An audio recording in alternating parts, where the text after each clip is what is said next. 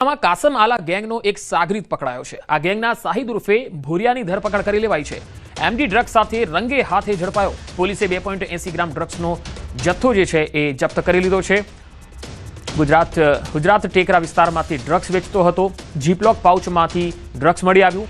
એફએસએલમાં powder mephedrone હોવાની પણ પુષ્ટિ થઈ છે। સપ્લાયર તરીકે સુરતના શખ્સનું નામ સામે આવ્યું છે। સુરતના સાજિદ પટેલનું નામ બહાર આવ્યું છે। શાહિદ સામે અત્યાર સુધીમાં 14 ગુના નોંધાયા છે। ગુજસી ટોક હેઠળ જામીન પર છૂટ્યો હતો। જામીન પર છૂટ્યા બાદ ફરીથી ઝડપાયો। પોલીસે એનડીપીએસ એક્ટ હેઠળ ગુનો નોંધ્યો છે।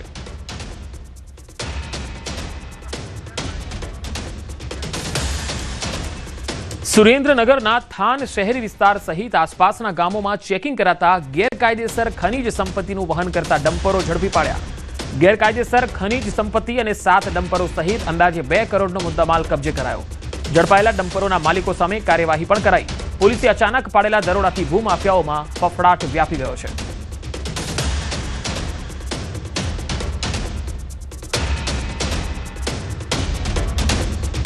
બનાસકાંઠામાં લગ્નમાં ગયેલ પરિવારના ઘરે ચોરી થઈ ગઈ।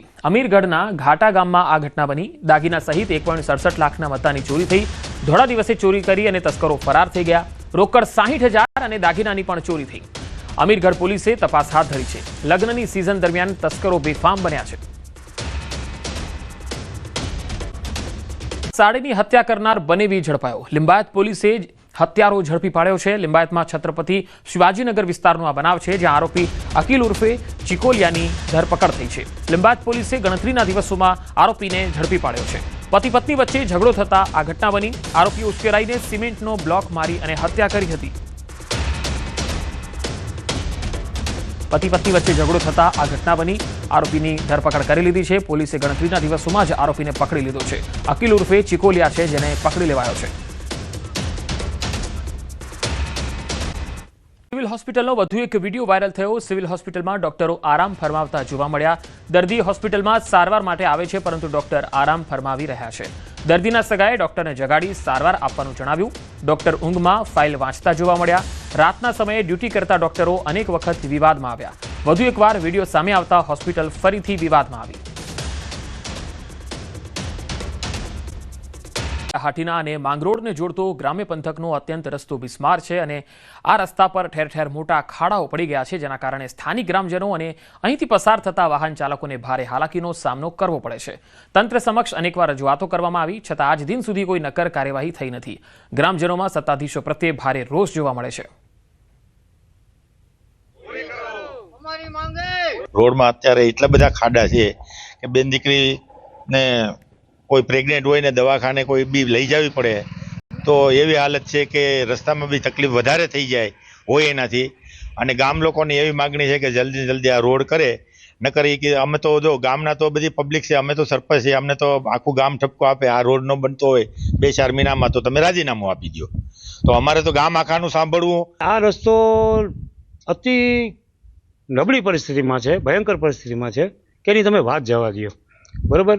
એટલે આ રસ્તો તાત્કાલિક રીતે જો મંજૂર કરવામાં આવે અને સારું વહેલી તકે એ કામ પૂર્ણ કરવામાં આવે એવી અમારી બધાની માંગણી છે।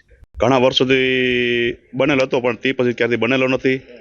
થોડુંક રિપેરિંગ કરવા માગે અને આમ તો છે પાણીદરના સપરેથી છે પીખોરથી પીખોર લગી 4 મીટરની પટ્ટી બનાવવા માગે। રસ્તામાં બહુ જ મુશ્કેલી પડે છે। 2 વ્હીલ તો હાલતા જ નથી, એમાં સકડો રિક્ષાવાળાને તો બહુ જ હાલાકી થાય છે।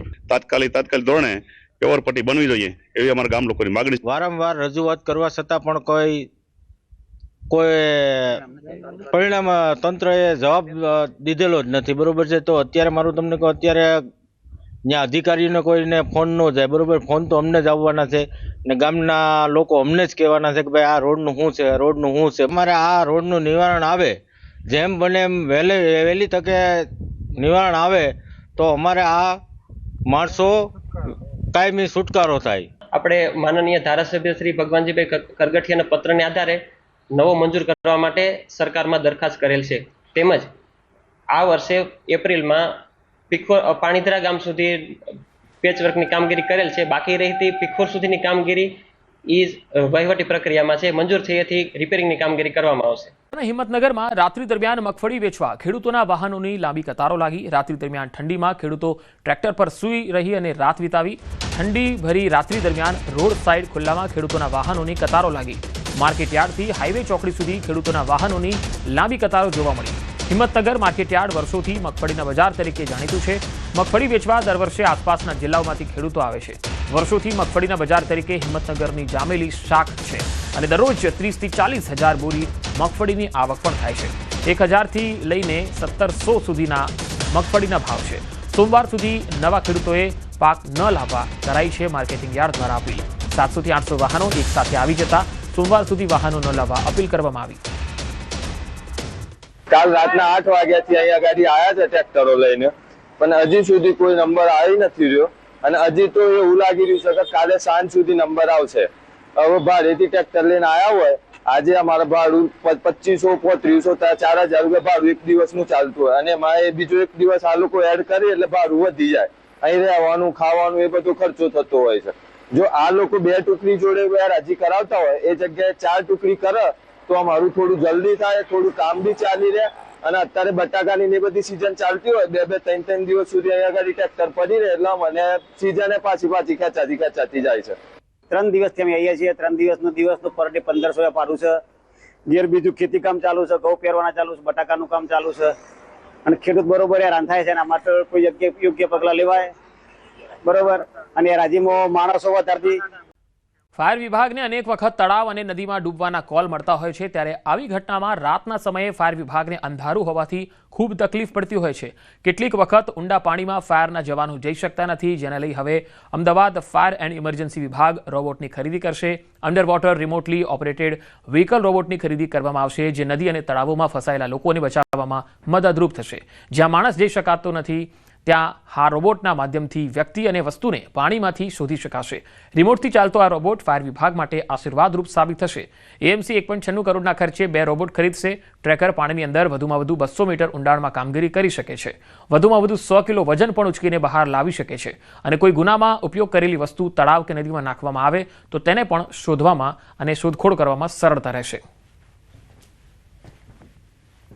આ ટ્રેકર મશીનની વિશેષતા એ છે કે પાણીની અંદર કોઈ પણ વસ્તુ ખોવાઈ હોય અથવા તો આપણે વાત કરીએ કે આપણે બોડી હોય નીચે તો એ તરત જ એ ટ્રેકર કોમ્પ્યુટર પર તેને શોધી શકે છે અને એ જગ્યાએથી ખોવાયેલી વસ્તુને એ તરત જ 100 કિલોગ્રામ જેટલું વજન અને 200 મીટર જેટલી ઊંડાઈએ રહેલી વસ્તુને પોતે ટ્રેક કરી શકે છે. અમરેલી જિલ્લામાં 4 પગનો આતંક. દીપડાએ 1 વર્ષની બાળકીને મોતને ઘાટ ઉતારી. ધારી ગીર પૂર્વના દલખાણિયા રેન્જમાં ત્રંબકપુર ગામની ઘટના. માતાની નજર સામે જ બાળકીને દીપડો ઉઠાવી ગયો. ત્રંબકપુર ગામે વાડીમાં પરપ્રાંતીય મજૂર પરિવાર ખેતમજૂરી કરતો હતો. માતા બાળકીને બાજુમાં બેસાડીને રોટલી બનાવતી હતી અને અચાનક જ દીપડો આવીને બાળકીને ઉઠાવીને જતો રહ્યો. અમરેલી જિલ્લામાં છેલ્લા 4 દિવસમાં સિંહ અને દીપડા જેવા હિંસક પ્રાણીઓ દ્વારા માનવ પર હુમલાનો આ ત્રીજો બનાવ છે. મૃતક રિંકુ અર્જુન નીનામા જેનું પીએમ અર્થે ધારીની સરકારી હોસ્પિટલ ખાતે ખસેડાઈ છે. દલખાણિયા રેન્જના આરએફઓ સહિત વન વિભાગ અને પોલીસનો સ્ટાફ સ્થળ પર આવી અને આગળની તપાસ હાથ ધરી હતી. વન વિભાગ દ્વારા માનવભક્ષી દીપડાને પકડવા કુલ 7 પાંજરા મૂકવામાં આવ્યા. વધુ માહિતી મેળવીએ સંવાદદાતા અમરેલીથી રાજન ઘડિયા જોડાયા છે. રાજન, ત્રંબકપુર ગામનો આ બનાવ એક બનાવ નથી, આવા તો ઘણા બનાવો અમરેલી જિલ્લામાં બનતા રહ્યા છે, ત્યારે વન વિભાગ આવા બનાવોને રોકવા હવે શું કરશે? બિલકુલ પંકજ, આમ જોવા જઈએ તો છેલ્લા 4 દિવસમાં આવો ત્રીજો બનાવ છે જેમાં રાની પશુઓએ માનવ પર હુમલા કર્યા હોય. આ 3 હુમલામાં 2 બાળકોના મોત નીપજ્યા છે. 2 દિવસ પહેલા જ બગસરાના હામાપુર ખાતે એક સિંહણે એક બાળકને ફાડી ખાધું હતું. આ બીજી ઘટનામાં ધારીના ત્રંબકપુર ગામે 1 વર્ષના બાળકને દીપડાએ ફાડી ખાધું છે. જે ખેતમજૂર પરિવાર છે ખેતરમાં રહીને કામ કરતો હતો અને આશ્ચર્યજનક વાત એ છે કે તેની માતા બાજુમાં રોટલી કરી રહી છે અને બાજુમાં સૂતેલી બાળકીને દીપડો ઉઠાવી જાય છે. એટલે આ સમગ્ર ઘટનાથી આસપાસના વિસ્તારમાં, ગ્રામ્ય વિસ્તારમાં અને ખાસ કરીને ખેતમજૂરો જે વાડી વિસ્તારમાં કામ કરે છે તેમાં ડરનો માહોલ જોવા મળી રહ્યો છે. પંકજ. જી રાજન, મારી સાથે આપ જોડાયેલા રહેશો. તો અમરેલી જિલ્લામાં સિંહનો આતંક વધી રહ્યો છે ત્યારે રાજન, બીજો અહીંયા સવાલ એ છે કે ખાંભાના ગીદરડી ગામે માનવ પર સિંહના હુમલાની પણ ઘટના બની હતી, ત્યારે રહેણાંક વિસ્તારોમાં જે રીતે દીપડા અને સિંહ આવી ચડે છે, હુમલાઓ કરે છે, તો રહેણાંક વિસ્તારમાં જે લોકો નજીક રેન્જ વિસ્તારની નજીકમાં રહે છે તેમને કોઈ મેસેજ વન વિભાગ તરફથી આપવામાં આવે છે કે આવી કોઈ પણ હરકતથી બચવા શું કરવું, અથવા જ્યારે પણ આવું લાગે ત્યારે તાત્કાલિક કેવી રીતે સંપર્ક કરવો, કેમ કે ભોગ બની ગયા પછી કંઈ થતું નથી? બિલકુલ પંકજ, આ પ્રકારની સૂચનાઓ વન વિભાગ દ્વારા વારંવાર આપવામાં આવે છે, પરંતુ આપને જણાવું કે સિંહ અને દીપડા જેવા રાની પશુઓને જંગલમાંથી ગ્રામ્ય વિસ્તારમાં કે રેવન્યુ વિસ્તારમાં આવતા કોઈ રોકી શકતું નથી. ખાસ વારે આ પ્રકારની ઘટના બને છે, અને ખાસ કરીને આ ઘટનાઓ જે છે એ ગીર કાંઠાના જે બોર્ડર એરિયા છે, જેમાં ખાસ કરીને સાવરકુંડલા, ખાંભા, ધારી આ વિસ્તારમાં સૌથી વધુ આ પ્રકારની ઘટના બને છે. ખાંભાના ગીદરડી ગામે પણ એક વ્યક્તિને સિંહે હુમલો કર્યો હતો. જો કે હામાપુર અને જે ગીદરડી ગામની ઘટના છે તે બંને ઘટનામાં જે સિંહણ હતી તે બંનેને પાંજરે પૂરવામાં આવી છે, પરંતુ જે ત્રંબકપુર ગામે જે ઘટના બની છે ગઈકાલે રાત્રે, તે દીપડો હજુ સુધી ઝડપાયો નથી. તેને પાંજરે પૂરવા માટે વન વિભાગ દ્વારા સતત મહેનત કરવામાં આવી રહી છે, પરંતુ આ એક એવી ઘટના છે પંકજ કે સિંહ અને દીપડાને કોઈ સરહદ નડતી નથી હોતી, એટલે છાશવારે શિકાર કરવા માટે પહોંચી જાય છે, અને આ ગ્રામ્ય વિસ્તારમાં તેમને આસાનીથી ભોજન પણ મળતું હોય છે, કારણ કે રખડતા ભટકતા પશુઓ તેમને આસાનીથી શિકાર બનાવે છે. પરંતુ જે માનવો પર સતત હુમલા થઈ રહ્યા છે તે ખૂબ ચિંતાજનક બાબત છે પંકજ. જી રાજન, આભાર માહિતી આપવા માટે. તો 3 અલગ અલગ તસવીરો તમે જોઈ શકો છો. એકમાં દીપડાએ બાળકી પર હુમલો કર્યો હતો, ધારીનો બનાવ છે. બીજો બનાવ છે ખાંભાનો, ત્યાં પણ જે સિંહ છે તેના હુમલાની ઘટના બની. અને ત્રીજી તસવીર તમે ખૂંખાર દીપડાના CCTV જોઈ શકો છો, બોરડી ગામનો આ બનાવ છે. 3 બનાવો અમરેલીના છે જે તમે તસવીરોમાં જોઈ શકો છો. લોકો હવે ઘરની બહાર રાત્રે નીકળવાનું ટાળી રહ્યા છે અથવા તો ડર અનુભવી રહ્યા છે. ધાનેરા પોલીસે રિક્ષામાંથી માદક દ્રવ્ય ઝડપી પાડ્યું. નેનાવા બોર્ડર પર વાહન ચેકિંગ દરમિયાન 47.100 ગ્રામ માદક દ્રવ્ય ઝડપાયું. 3,52,550ના મુદ્દામાલ સાથે 3 આરોપીની અટકાયત કરી લેવાઈ છે. રાજસ્થાનથી ગુજરાતમાં પ્રવેશ થાય એ પહેલા માદક દ્રવ્ય પોલીસે ઝડપી પાડ્યું. ધાનેરા પોલીસની સક્રિયતાથી અનેકવાર દારૂ અને માદક દ્રવ્ય ઝડપાયું છે. શિક્ષણના ધામને કલંકિત કરતો વિડીયો સામે આવ્યો. ગોતરકા પ્રાથમિક શાળાનો શિક્ષક નશાની હાલતમાં શાળામાં સૂતો હોવાનો વિડીયો સામે આવ્યો. શિક્ષકે ક્યાંક દારૂ પીધો હોવાનું અનુમાન છે. ધોરણ 6 થી 8નો શિક્ષક દિનેશ વણકર શાળાના કેમ્પસમાં જ દારૂ પીને સૂઈ ગયો હતો. શિક્ષણના ધામમાં દારૂડિયા શિક્ષકની કરતૂતથી શિક્ષણ જગતને લાંછન લાગ્યું. આચાર્ય દ્વારા તાલુકા શિક્ષણ અધિકારીને રિપોર્ટ કરીને કાર્યવાહીની માંગ કરી છે. શાળા સંચાલક દ્વારા શિક્ષક વિરુદ્ધ તપાસ કરી અને કાર્યવાહી કરવાના આદેશ આપ્યા છે. રાધનપુરની શાળામાં દારૂડિયો શિક્ષક, શિક્ષણના ધામને કલંકિત કરનારો આ વિડીયો છે, તમે જોઈ શકો છો. શિક્ષક નશાની હાલતમાં શાળામાં સૂતો મળી આવ્યો. એક બાકડા પર સૂઈ રહ્યો છે. રાધનપુરના ગોતરકા પ્રાથમિક શાળાનો આ વિડીયો છે. વિદ્યાર્થીઓના માનસ પર કેવી અસર પડે જ્યારે આવા શિક્ષકને અહીંયા આડો પડેલો જોવે. એક દારૂડિયો હોય છે, જે નશેડી હોય છે, એ કેવી રીતે પડ્યો હોય છે રસ્તામાં, એ પ્રકારે આ શિક્ષક છે એ શાળાના કમ્પાઉન્ડમાં આ રીતે પડ્યો છે. અહીંયા વિદ્યાર્થીઓ ભણવા આવે ત્યારે જોવે કે આપણા જે ગુરુ, જેને આપણે ગુરુ માનીએ છીએ, એ તો નશાની હાલતમાં ઢેલ થઈ ગયા છે. આ ગુરુ જે છે એની કેવું જ્ઞાન આપતું હશે, બાળકોને કેવું જ્ઞાન પીરસતું હશે, શું એના ઉપર એક મોટો ક્વેશ્ચન માર્ક નથી થતો? આવા લોકો સામે શિક્ષણ વિભાગે કડક હાથે કામ લેવું જોઈએ. અને ખરેખર તો પાટણમાં દારૂ મળે છે ક્યાંથી? આવા શિક્ષિત લોકો જે શિક્ષણ આપે છે શાળાની અંદર, સરકારી શાળાની અંદર આ પ્રકારે શિક્ષણ આપે છે, ને પછી દારૂ પીને પણ ત્યાં આવી જાય છે.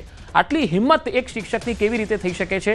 પોતાના પદની ગરિમાને પણ લાંછન લગાવે છે, શિક્ષણ જગતને પણ લાંછન લગાવે છે, અને વિદ્યાર્થીઓના માનસ પર તેની કેવી અસર થાય છે જરા પણ ચિંતા નથી આ ભાઈને. આ શિક્ષક છે, આ શિક્ષક છે જે વિદ્યાર્થીઓને જ્ઞાન પીરસે છે, પણ અહીંયા તો એ નશાના જ્ઞાનની અંદર બાકડા પર આડા પડ્યા છે. વધુ માહિતી મેળવીએ. અશરફ જટ પાટણથી જોડાયા છે. અશરફ, આ શિક્ષક છે કોણ અને કેટલા સમયથી તે દારૂ પીવે છે? વધુ માહિતી શું છે? બિલકુલ પંકજ, શિક્ષણ જગતને ક્યાંક લજવાયું હોય તે પ્રમાણે એક વિડીયો સામે આવ્યો છે. વિડીયો ક્યાંક રાધનપુરના ગોતરકા ગામની જે પ્રાથમિક શાળા છે, જ્યાં ધોરણ 6 અને 8માં ભણાવતો દિનેશભાઈ નામના શિક્ષકનો વિડીયો હોવાનું સામે આવ્યો છે. મહત્વની વાત છે કે શિક્ષક જ્યારે શાળાના કમ્પાઉન્ડમાં આવે છે ત્યારે જ ક્યાંક નશાલી હાલતમાં હોવાના કારણે શાળાના આચાર્ય તેને સ્કૂલમાં પ્રવેશ આપતા નથી, પરંતુ જે શાળાની અંદર જ કેમ્પસમાં જે બેન્ચ બાકડો છે તેના ઉપર શિક્ષક સૂઈ રહ્યો છે. એટલે કે ક્યાંક જે શિક્ષક જે ગુરુની ગરિમા છે, જે બાળકોને ક્યાંક વ્યસન જેવા દૂષણોથી દૂર રાખવાનું જ્ઞાન જે શિક્ષકને આપવાનું હોય છે, તે શિક્ષક ક્યાંક આ રીતે દારૂની નશાની હાલતમાં પડ્યો છે. એટલે કે ક્યાંક જે શિક્ષણ જગતને તો કલંકિત કર્યો છે, પરંતુ આવનારો જે ભાવિ છે, જે વિદ્યાર્થીઓ છે, જી હું અશરફ આપણે અહીં અટકાવવા માંગીશ. હાલ આપણી સાથે આચાર્ય જોડાઈ ગયા છે રમેશભાઈ. રમેશભાઈ, સૌથી પહેલા તો આ શિક્ષક છે, આપની શાળામાં કેટલા સમયથી શિક્ષણ આપે છે અને આ નશાની હાલતમાં છે, ત્યારે હવે એક્શન શું લેવાશે? એ શિક્ષક હમણાં ટૂંક સમયમાં જ અહીંયા આવેલા હશે. કારણ કે હું નવો આવેલો છું, ખ્યાલ નથી, પરંતુ એમના ઉપર એક્શન લેવાઈ ગઈ છે અને આપણે એમના ઉપર કાર્યવાહી કરી અને તાલુકામાં રિપોર્ટ સોંપી દીધો છે. શું કાર્યવાહી શું થશે એ જાણવું છે. કાર્યવાહી હવે આપણે રિપોર્ટ તાલુકામાં આપી દીધો છે. તાલુકામાંથી જે હવે આગળ એમની ઉપર કાયદેસરની કાર્યવાહી કરવામાં આવશે. કયા કયા ધોરણમાં આ શિક્ષક ભણાવતો હતો? એ ધોરણ 6 થી 8માં. ધોરણ 6 થી 8માં. અને જ્યારે આ નશાની હાલતમાં મળ્યો ત્યારે ત્યાં શિક્ષણ કાર્ય ચાલુ હતું? નહીં. ત્યારે આપણે એમને અહીંયા હાજર જ કર્યા નથી. જેવા સવારે જોયા આપણે એમને, ત્યારે શાળામાં એમને હાજર કર્યા નથી આપણે. તો આ જે શિક્ષક જ્યારે ભાનમાં આવ્યો ત્યારે તમારી કોઈ વાતચીત થઈ એમની સાથે? નહીં, વાતચીત થઈ નથી, પણ આપણે એમને ઘરે મોકલી દીધા. પણ એક શિક્ષણ સંસ્થા, શિક્ષણની એક સંસ્થા હોય જ્યાં બાળકો આવતા હોય, ત્યાં આવા શિક્ષકો પકડાય, આ કેટલી મોટી દુઃખદ વાત છે. ચોક્કસ, જ્યારે તે પકડાણા તરત આપણે એક્શન લીધી છે અને તરત જ એમને આપણે અહીંયાથી હાજર પણ કર્યા નથી અને મોકલી દીધા છે ઘરે. રમેશભાઈ, બીજી એક ખાસ વાત જાણવી છે, શાળાની આસપાસ કે પછી ગામમાં ક્યાંય દારૂ વેચાય છે? ના. તો આ શિક્ષક ક્યાંથી પીને આવ્યા હશે? એ સાહેબ અમારો વિષય નથી ને અમને કોઈ ખ્યાલ પણ નથી એમ. જી, તો આવા બનાવોને રોકવા માટે શાળાની અંદર હવે તમે શું મેસેજ આપશો? કારણ કે વિદ્યાર્થીઓ આવા શિક્ષકને જોઈને કેવું જ્ઞાન શીખશે આવી શાળાની અંદર? એટલે જ તો સરકારી શાળામાં બાળકોને ભણાવતા નથી લોકો. નહીં, ચોક્કસ સાહેબ, અમારી શાળામાં એવો કોઈ પ્રશ્ન નથી. બધું સારું શિક્ષણ ચાલી રહ્યું છે. જ્યારે અમારા ધ્યાનમાં આવ્યું તરત જ એ જ દિવસે અમે એક્શન લીધી છે. અચ્છા, આપે કહ્યું કે આપ નવા આવ્યા છો. આપ કેટલા સમયથી આ શાળામાં છો? હા, એટલે હું અહીંયા આચાર્યમાં હમણાંથી આવ્યો. હમણાં એટલે 2 મહિના થયા કે 2 દિવસ થયા? હા, 3 મહિના થઈ ગયા, પણ આચાર્યમાં હમણાંથી હું આવ્યો છું સાહેબ. હા, એટલે 3 મહિના તો થયા. 3 મહિનાથી આ જે શિક્ષક છે એમનું નામ શું છે અને આ ભાઈનું વર્તન કેવું હતું શાળામાં? એ ભાઈનું વર્તન શાળામાં બરોબર હતું, પણ આ એમની જે પીને આવે જેવી અમને ખબર પડી મારા ચાર્જની અંદર, ત્યારે તરત મેં એક્શન લીધું છે. એટલે 3 મહિનામાં એને પહેલી વખત આ રીતે પીધેલી હાલતમાં જોવા મળ્યા કે પહેલા પણ પીને આવતા હતા? હા, ના, મારા ધ્યાનમાં પહેલી વાર આવ્યા ત્યારે. તમારા ધ્યાનમાં પહેલી વાર. તો આવા શિક્ષકોને સસ્પેન્ડ કરાશે કે પછી બરતરફ જ કરાશે નોકરીમાંથી? તમને શું લાગે છે? હવે આગળ આપણે ટીપીઓમાં એનો તપાસનો આપી દીધો છે તાલુકા પ્રાથમિક શિક્ષણ અધિકારીને. એવું નથી કહેતો સરકારનું કામ કરશે, પણ તમારી દ્રષ્ટિએ આવા કિસ્સાઓમાં જે નશેડી શિક્ષકો હોય એને નોકરીમાંથી બરતરફ જ કરવા જોઈએ કે પછી સસ્પેન્ડ કરવા જોઈએ? તમારો મત શું છે? હા, અમારો મત છે કે આવું બિલકુલ ચાલે નહીં શાળાની અંદર એમ. જી, આભાર રમેશભાઈ અમારી સાથે જોડાવા માટે. તો હાલ તો આચાર્ય તરફથી આ શિક્ષક સામે એક રિપોર્ટ છે એ આપી દેવામાં આવ્યો છે. શાળાના શિક્ષક અને મોરબીની સરકારી શિક્ષિકા વિરુદ્ધ ફરિયાદ થઈ. આરોપી મુકેશ સોલંકી અને પ્રીતિ ઘેટિયા વિરુદ્ધ ફરિયાદ થઈ છે. બળાત્કાર, ખંડણી, ગુનાહિત કાવતરું રચવું સહિતની કલમ હેઠળ ફરિયાદ નોંધાઈ છે. પોલીસે આરોપી શિક્ષિકાની ધરપકડ બાદ કોર્ટમાં રજૂ કરી. કોર્ટે આરોપી શિક્ષિકા પ્રીતિ ઘેટિયાને જેલ હવાલે કરી. આરોપી મુકેશ સોલંકી હાલ પોલીસ પકડથી દૂર છે. બંને આરોપી 23 નવેમ્બરના રોજ યુવતીના લગ્ન તોડાવવા માટે પહોંચ્યા હતા, જેના સીસીટીવી સામે આવ્યા. યુવતીના લગ્ન પણ આરોપીઓના કારણે અટક્યા હતા. શિક્ષિકાએ અન્ય શિક્ષક સાથે મળી યુવતીને ફસાવી હતી. યુવતી સાથે શિક્ષકે અનેકવાર દુષ્કર્મ પણ આચર્યું હતું. યુવતીના ન્યૂડ ફોટા અને વિડીયો વાયરલ કરવાની ધમકી આપી હતી.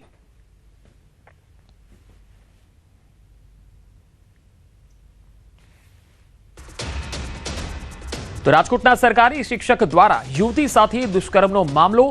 પીડિતાનું મીડિયા સમક્ષ નિવેદન. 23 તારીખે લગ્નના પાર્ટી પ્લોટમાં મને મળવા માટે આવ્યા. વરરાજાને મારી નાખવાની ધમકી આપી. ફોટો વિડીયો વાયરલ કરવાની પણ ધમકી આપી.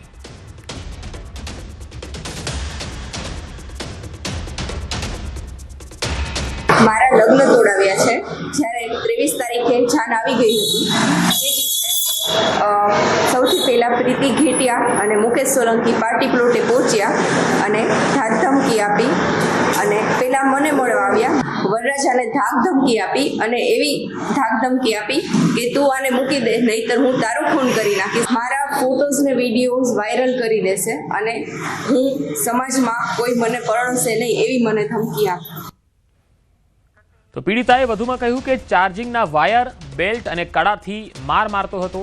આરોપી મુકેશ સોલંકી અને પ્રીતિ ઘેટિયા સામે સખત કાર્યવાહીની માગણી કરી. યુવતી પાસેથી 5 થી 5.5 લાખ માંગવામાં પણ આવ્યા હતા.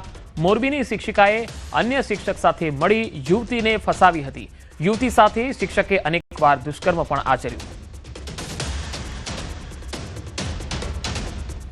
ચાર્જિંગના વાયરથી, હાથમાં પહેરવાના કડાથી, બેલ્ટથી એવી અલગ અલગ વસ્તુઓથી મને મારવામાં આવતી. અને મુકેશ સોલંકી અને પ્રીતિ ઘેટિયાના વિરુદ્ધમાં સખ્તથી સખ્ત પગલાં લેવામાં આવે. મારી પાસેથી 5 થી 5.5 લાખ જેવા મારી પાસેથી પૈસા માંગવામાં આવ્યા છે.